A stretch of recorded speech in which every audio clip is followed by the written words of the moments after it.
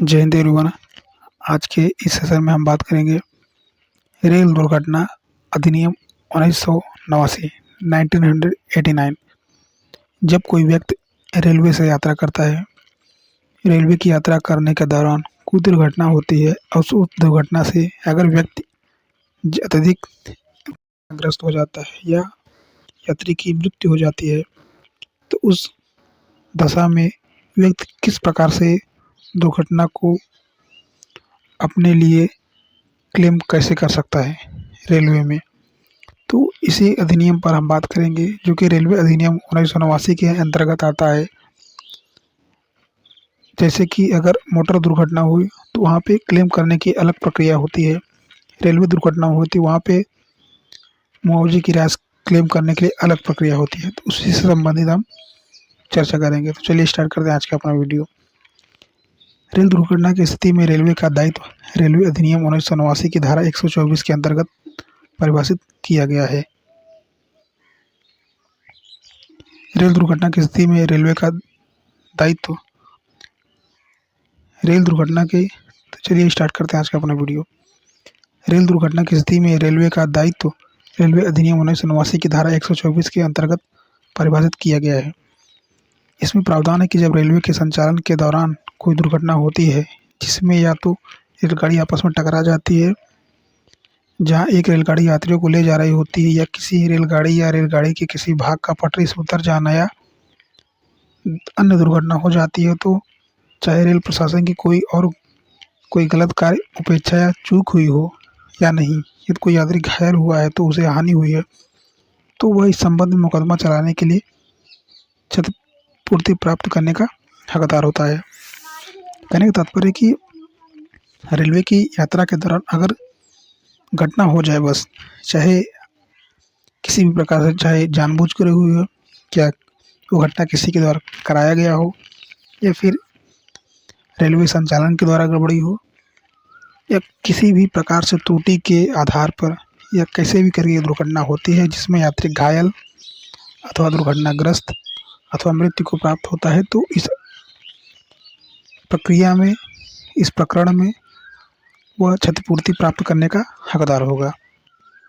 Rail प्रशासन किसी अन्य कानून में किसी बात के होते हुए भी ऐसी सीमा तक जैसा विहित किया जा सकता है प्रतिक्रिया देने के लिए दायी होगा, तथा उस सीमा तक ही ऐसी दुर्घटना के परिणाम स्वरूप मरने वाले यात्री की मृत्यु से हुई हानि के लिए, तथा ऐसी दुर्घटना के परिणाम स्वरूप यात्री के स्वामित्व वाले तथा उसके डिब्बे में या रेलगाड़ी में उसके साथ मौजूद माल के व्यक्तिगत चोट तथा हानि, विनाश, क्षति या क्षय के लिए प्रतिक्रिया देने के लिए दायी होगा।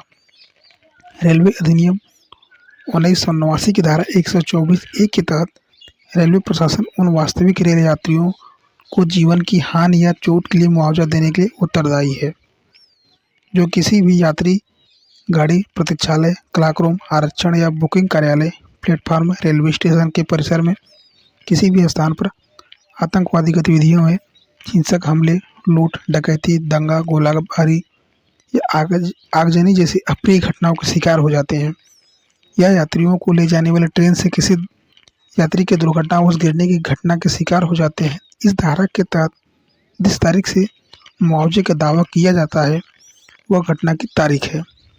कहने का तात्पर्य कि अगर किसी भी प्रकार से दुर्घटना होती है तो वो जो है मुआवजे के हकदार होते हैं, चाहे वो किसी भी प्रकार से, चाहे राष्ट्रीय आतंकवाद हो, अंतर्राष्ट्रीय आतंकवाद हो, या रेलवे की कर्मचारियों की कमी से या संचालन कमी से हो। तो ऐसी स्थिति में रेलवे के जो है क्षतिपूर्ति के लिए हकदार हैं। तो नेक्स्ट पॉइंट है कि सबसे पहले जान लेते हैं कि दुर्घटना के पीछे प्राथमिक कारण क्या है। इसमें पहला पॉइंट है अवसंरचनात्मक दोष, जिसके अंतर्गत रेलवे अवसंरचना, जिसमें पटरियाँ, पुल, ओवरहेड तार, रोलिंग स्टॉक, कोच, डिब्बे, इंजन इत्यादि चीज शामिल है। प्रायः खराब रखरखाव, पुराना होने वाले हमला तोड़ फोड़, ये प्राकृतिक चीज़ें जैसे आपदाओं में दोषपूर्ण शामिल हो जाती है। रेलवे अवसंरचना के अधिकांश भाग का निर्माण 19वीं-20वीं शताब्दी में हुआ, जिससे बढ़ती मांग और आधुनिक मानकों की पूर्ति के लिए अपग्रेड नहीं किया गया है। जिस तरीके से जनरेशन चेंज हो रहा है, अगर उस तरीके से रेलवे अपने आप को डेवलप नहीं करेगा तो घटनाएं देखने को प्रायः मिलती रहेंगी। 19वीं 20वीं शताब्दी से जो प्रोडक्ट बने हैं या फिर जो फैक्ट्रीज निर्माण कर रहे हैं उनमें थोड़ा डेवलपमेंट होना चाहिए, थोड़ा एक्सचेंज होना चाहिए, थोड़ा मॉडर्न टाइप का होना चाहिए ताकि आने वाले समय में दुर्घटनाओं को कम किया जाना चाहिए। नेक्स्ट है रेलवे तंत्र की कमी, धन की कमी, भ्रष्टाचार और अक्षमता से भी ग्रस्त है, जो इसके विकास एवं रखरखाव को प्रभावित करती है।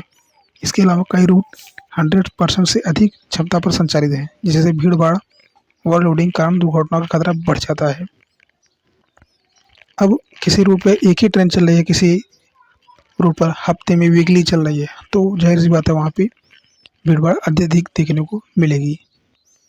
दूसरा है मानवीय त्रुटियाँ। रेलवे कर्मचारी जो ट्रेनों और पटरियों के कार्यान्वयन, रखरखाव एवं प्रबंधन के लिए जिम्मेदार होते हैं, थकान, लापरवाही, भ्रष्टाचार या सुरक्षा नियमों एवं प्रक्रियाओं की अवहेलना के कारण मानव त्रुटियों के प्रति प्रवण होते हैं। मानवीय त्रुटियों के परिणाम स्वरूप गलत सिग्नलिंग, दोषपूर्ण संचार, अत्यधिक गति अथवा दोषों या खतरों को अनदेखा करने की स्थिति बन सकती है। रेलवे कर्मचारियों में पर्याप्त प्रशिक्षण और संचार कौशल का भी अभाव पाया जाता है, जो उनके प्रदर्शन और समन्वय क्षमता को प्रभावित करता है। नेक्स्ट तीसरा पॉइंट हमारा सिग्नलिंग संबंधित समस्याएं या विफलताएं। रेलवे कर्मचारी जो ट्रेनों और पटरियों के कार्यान्वयन, रखरखाव एवं प्रबंधन के लिए जिम्मेदार होते हैं, थकान, लापरवाही, भ्रष्टाचार, सुरक्षा नियमों एवं प्रक्रियाओं की अवहेलना के कारण मानव त्रुटियों के प्रति प्रवण होते हैं। इसी के अंतर्गत है मानवीय त्रुटियों के परिणाम स्वरूप गलत सिग्नलिंग, दोषपूर्ण संचार, अत्यधिक गति अथवा दोषों या खतरों को अनदेखा करने की स्थिति बन सकती है। रेलवे कर्मचारियों में पर्याप्त प्रशिक्षण और संचार कौशल को भी अभाव पाया जाता है, जो उनके प्रदर्शन और समन्वय क्षमता को प्रभावित करता है, तो इस पर भी ध्यान देना चाहिए। नेक्स्ट है मानव रहित संपर्क, जहाँ पे आदमियों का नहीं होना होता उसी को बोलते हैं मानव रहित संपर्क। जैसे कि यूएमएल से वे स्थान होते हैं जहाँ यातायात को नियंत्रित करने के लिए किसी बैरियर या सिग्नल के बिना रेलवे ट्रैक से गुजरते हैं। यूएमएलसीएस दुर्घटना का उच्च जोखिम रखते हैं, क्योंकि वाहन या पैदल यात्री आ रही ट्रेन से अनभिज्ञ हो जाते हैं। कैसे मालूम चले कौन सी ट्रेन आ रही है, जा रही है, अथवा उस समय पटरी पार करने की कोशिश करते हैं जब कोई ट्रेन टिकट निकट हो। तो रेलवे ने ब्रॉड गेज मार्गों पर सभी मानव रहित संपर्कों को समाप्त कर दिया है, लेकिन अभी भी कई मानवीय संपर्क मौजूद है जो दुर्घटनाओं का जोखिम उत्पन्न करते हैं। अब ये तो हो गया हमारा दुर्घटना कारण। अब नेक्स्ट हम बात करेंगे वे कौन से लोग हैं जो क्लेम करते हैं। तो सबसे पहला इसमें पॉइंट है प्रमाणिक यात्री। रेलवे परिसर में शव की मौजूदगी मात्र से निष्कर्ष नहीं निकाला जा सकता कि घायल या मृतक वास्तविक यात्री था, जिसके लिए मुआवजे का दावा किया जा सकता है। साथ ही ऐसे घायल या मृतक के पास टिकट न होने से मात्र यह दावा खारिज नहीं हो जाता कि वह वास्तविक यात्री था। इसके अलावा दावेदार पर प्रारंभिक भार प्रासंगिक तथ्यों का हलफनामा दाखिल करके भी समाप्त किया जा सकता है। ठीक, और फिर भी भार जो है इस तरीके से अगर दावा होता है तो ये रेलवे पर भार आ जाता है कि वह दिखाए तथ्यों को उपस्थित परिस्थितियों के आधार पर दिखाए कि अगर यात्री नहीं था तो कैसे नहीं था, अगर था तो दुर्घटना कैसे हुई। तो ये भी रेलवे पे भार आ जाता है अगर प्रामाणिकता को देखा जाए। राठी बनाम भारत संघ, जो कि राठी मेनन बनाम भारत संघ था 2001 में 3 SCC 714 में न्यायालय ने धारा कहा कि धारा जो है 123 संबंधित था, इसमें 129 के प्रावधानों का उद्देश्य दुर्घटना पीड़ित को मुआवजे का दावा करने के लिए एक त्वरित प्रक्रिया प्रदान करना है, न कि रेलवे प्रशासन को किसी प्रकार का लाभ प्रदान करना। तो इसमें कहा गया था कि धारा 123 से जो है मुआवजे के लिए कहा गया था, और जो राठी मेनन बनाम भारत संघ था उसमें कहा कि ये जो है जो यात्री होते हैं दुर्घटनाग्रस्त हो जाते हैं उनको ये जो है लाभ प्रदान करना है, न कि रेलवे प्रशासन के जो प्रक्रिया को बढ़ाना या फिर उसमें तुरंत संचालन को बढ़ाना। ये जो है यात्रियों की सुविधा के लिए दिया गया है। अब रेलवे अधिनियम के तहत रेलवे प्रशासन क्या दायित्व है इस पर बात करते हैं। तो दुर्घटना में मृत्यु के मामले में रेलवे की जिम्मेदारी हमेशा से विवादात्मक या फिर विवादित रही है। भारत के सर्वोच्च न्यायालय ने 9 मई 2018 को यूनियन बैंक ऑफ कहें तो यूनियन ऑफ इंडिया बनाम रीना देवी के मामले में फैसला सुनाया। इस मामले में सर्वोच्च न्यायालय ने माना कि ट्रेन में चढ़ने या उतरने के दौरान मृत्यु या चोट लगना एक अप्रिय घटना होगी। अब आते हैं सबूत का भार। ये क्या होता है? प्रारंभिक तौर पर सबूत पेश करने का भार दावेदार पर होता है, लेकिन घटना के प्रासंगिक तथा हलफनामा दाखिल करने से इसे पूरा किया जा सकता है। एक बार हलफनामा दाखिल हो जाने के बाद सबूत पेश करने का भार रेलवे प्रशासन पर आ जाता है और तथ्यों या परिस्थितियों के आधार पर निर्णय लेना न्यायाधिकरण के विवेक पर निर्भर करता है। अब बात करेंगे रेलवे दावा न्यायाधिकरण में आवेदन। मुआवजे के लिए आवेदन जो है दावा न्यायाधिकरण में किया जाता है। रेलवे के न्यायाधिकरण की स्थापना का मुख्य उद्देश्य त्वरित राहत और मुआवजे का शीघ्र भुगतान प्रदान करना है। साथ न्यायाधिकरण के पास जिला न्यायालय की शक्तियाँ हैं। इसके निर्णय के विरुद्ध अपील उच्च न्यायालय में की जा सकती है, जिसके अंतर्गत ये सभी क्रिया होती है या आप कहें तो पूरा संचालन होता है। अब बात करेंगे कि आवेदन कौन दाखिल कर सकता है। ऐसे व्यक्ति जिसे चोट लगी हो, कोई नुकसान हुआ हो, या ऐसे व्यक्ति जिसकी विधिवत प्राधिकृत कोई एजेंट या जहाँ ऐसा व्यक्ति नाबालिग है तो उसके विभाग द्वारा जहाँ दुर्घटना के कारण मृत्यु हुई है और वहाँ मृतक के किसी आश्रित द्वारा या फिर जहाँ ऐसा आश्रित नाबालिग हो उसे क्या होता है। अगर कोई व्यक्ति है तो अकेला है, तो कोई एजेंट है या कोई अभिभावक है तो जो है इसके लिए आवेदन कर सकता है।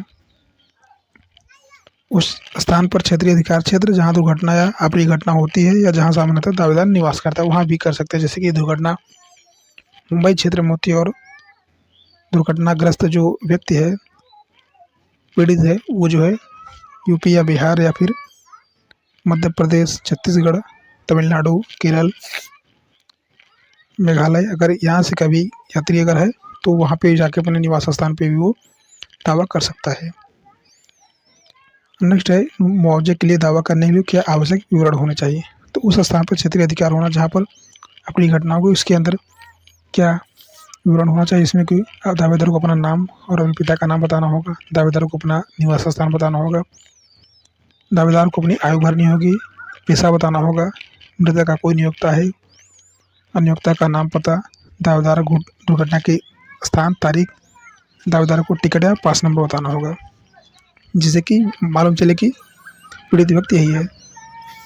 मुआवजे के लिए दावा करने हो तो क्या आवश्यक विवरण चाहिए। इसके साथ ही उस स्थान पर क्षेत्रीय का जहाँ दुर्घटनाग्रस्त होती थी ये सारी चीज़ें जो है होती हैं, जैसे कि चिकित्सा प्रमाण पत्र के साथ और लगी फ़ोटो, अगर इलाज हुआ है तो किस तरह कितना चोट लगा है, ठीक, घायल मृतक इलाज करने वाले चिकित्सक अधिकारी का नाम, पता और उपचार की अवधि, तारीख, ये भी बताना होगा। दुर्घटना कोई विकलांगता तो नहीं है, सामान खो गया तो दावेदार का सामान क्या खो गया उसका विवरण देना होगा। जैसे कि मोबाइल फ़ोन क्या है तो मोबाइल फ़ोन का जो है डिटेल्स देना होगा। दावेदार को दुर्घटना संबंधी में कोई अन्य प्राधिकारी को कोई रिपोर्ट दर्ज कराई है तो वो भी इसको संकलन करना होगा रिपोर्ट के रूप में। अधिकार दावे की निपटान की सुविधा के लिए आवश्यक दस्तावेज, जैसे कि व्यक्ति की मृत्यु हो गई तो कुछ पोस्टमार्टम, ये कुछ जरूरी एक्स्ट्रा डिटेल्स है। FIR प्रति अगर चोट लगी है तो ये सारी चीज़ें हैं जो कि हमने पहले बता सके फिर भी बता दे रहे हैं। जैसे मृत्यु प्रमाण पत्र जिला प्रशासन द्वारा जारी हो गया, वो भी चीज़ हो गया, ठीक है। उत्तराधिकार अगर कोई व्यक्ति हो तो वो भी इसको दिखाना पड़ेगा।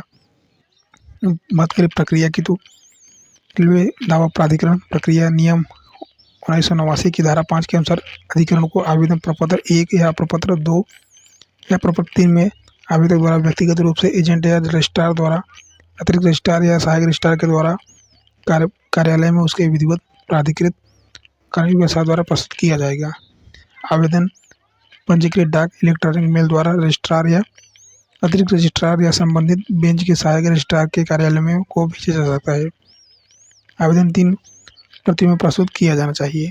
ये हम बात कर रहे हैं प्रक्रिया के बारे में। रेलवे प्रशासन ने मुआवजे की राशि में वृद्धि की है। भारत सरकार ने रेलवे अधिनियम 1989 में इस तरह की वृद्धि को संशोधित किया। गंभीर शारीरिक चोट या मृत्यु के मामले में लोगों के लिए मुआवजे को दोगुना कर दिया गया है। रेलवे दुर्घटना अप्रिय घटना संशोधन अधिनियम 2016 के तहत यात्री की मृत्यु या अंग भंग होने की स्थिति मुआवजे की प्रारंभिक राशि 4 लाख रुपए से बढ़ाकर 8 लाख रुपए कर दी गई। रेलवे द्वारा न्यायाधिकरण द्वारा मृतक या घायल रूप से व्यक्ति को आश्रितों को मुआवजा दिया जाएगा, जो कि इस सिद्धांत पर कार्य करता है। आधिकारिक अधिसूचना में कहा गया है कि अगर कोई व्यक्ति अंधा हो जाता है या फिर अपनी आँख की रोशनी खो देता है या बहरा हो जाता है तो उस व्यक्ति को 8 लाख रुपए का मुआवजा दिया जाएगा। रेलवे प्रशासन द्वारा जारी आधिकारिक सूचना के अनुसार अगर किसी व्यक्ति के चेहरे पर गंभीर विकृति आ जाती है तो उसे 8 लाख रुपए की सम्मान राशि दी जाती है। चोटों के लिए यह राशि चोट की प्रकृति के आधार पर जैसे 32,000 से लेकर इस तरीके से जो है 8 लाख रुपए तक की हो सकती है, जो कि अंतरिम राहत के रूप में दी जाती है। नेक्स्ट बात करते हैं कि एक अंतरिम राहत जो मिलती है मुआवजे की मात्रा और अंतरिम राहत के रूप में, उस पर बात कर लेते हैं। जैसे कि मृत्यु में, चोट स्थिति में FIR प्राप्त करें, ठीक है, मेडिकल रिपोर्ट प्राप्त करें, जिला प्रशासन से मृत्यु प्रमाण पत्र प्राप्त करें। ये सब चीज़ जो हैं चरणबद्ध कार्यवाही के लिए आवश्यक होते हैं। अगर इन सब चीज़ों को अगर आप वहाँ पे दावे करते समय रेलवे न्यायाधिकरण में का दावा कर रहे हैं, अगर ये सब चीज़ें आप प्रस्तुत नहीं करेंगे तो हो सकता है कि आपको रेलवे दावा अधिकरण में, न्यायाधिकरण में आपको वहाँ से वापस कर दिया जाए। अगर आप ज़रूरी और मजबूत दस्तावेज पेश करेंगे तो आपके आवेदन को मजबूत या प्रतिबद्धता मिलेगी, ताकि कार्रवाई पूरी हो सके और आपको लाभ मिल सके। इसके अंतर्गत जैसे कि रेल दुर्घटना, अप्रिय घटना के स्थान पर अधिकार क्षेत्र रखने वाला RCTC की पीठ में दायर करें। अंतरिम राहत के लिए फॉर्म भरें, दस्तावेज की उपयुक्त प्रतियां संकलन करके उस रेलवे के मुख्य वाणिज्यिक प्रबंधक CSM को जमा करें जिसके अधिकार क्षेत्र में दुर्घटना हुई है। यदि CSM मुख्य दंडाधिकारी के कार्यालय से अनुरोध प्राप्त करने की तिथि 15 दिनों के भीतर अंतरिम राहत स्वीकार नहीं होती तो इस प्रयोजन के लिए रेलवे के उप CM से संपर्क करें। ये जो है अंतरिम राहत के लिए है। जैसे एक बार इकट्ठा मुआवजा जो है दुर्घटना के समय मिला था, उसको मिलने के बाद जो अंतरिम राहत क्या होती वो प्रक्रिया थी। अब निष्कर्ष पे आते हैं तो 2 निष्कर्ष यह है कि रेलवे प्रशासन, रेलवे अधिनियम और रेलवे न्यायाधिकरण के माध्यम से पीड़ितों या मृतक के आश्रितों को मुआवजा देने का लक्ष्य रखता है। किसी मृतक के लिए जानना बहुत महत्वपूर्ण है कि रेलवे मुआवजा न्यायाधिकरण कैसे काम करता है, क्योंकि ये उन्हें किसी भी अप्रिय घटना के कारण रेलवे से मुआवजा प्राप्त करने का अधिकार और लड़ने में सक्षम बना सकता है। तो ये जो है रेलवे की दुर्घटना न्यायाधिकरण में किस तरह से आवेदन कर सकते हैं, क्या प्रक्रिया होती है, क्या आवश्यक दस्तावेज होते हैं और घटना क्यों होती है, क्या कारण है, तो इसके बारे में हमने बात की। आई होप आप लोगों को समझ में आया होगा और वीडियो को रिलेट कर पाए होंगे। अगर